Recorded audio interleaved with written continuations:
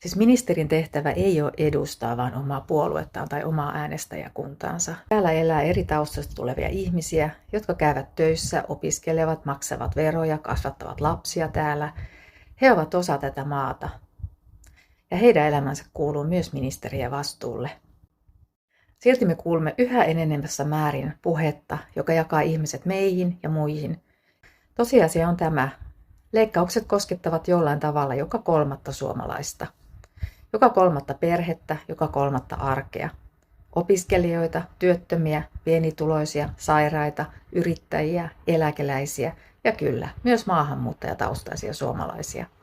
Kun hallitus puhuu välttämättömistä säästöistä, se puhuu ihmisten elämästä, siitä saako joku lääkkeensä, siitä riittääkö rahat vuokraan, uskaltaako ihminen vielä unelmoida tulevaisuudesta tässä maassa.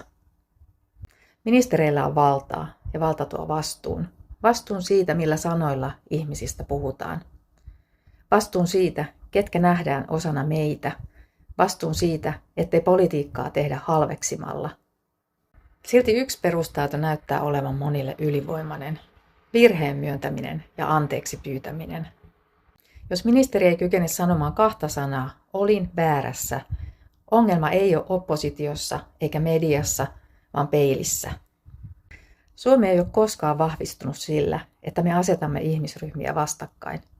Suomi vahvistuu sillä, että me pidämme huolta toisistamme. Tätä me vastarinnassa vaadimme, oikeudenmukaisuutta, ihmisarvoa ja politiikkaa, joka ei sulje ketään ulkopuolelle.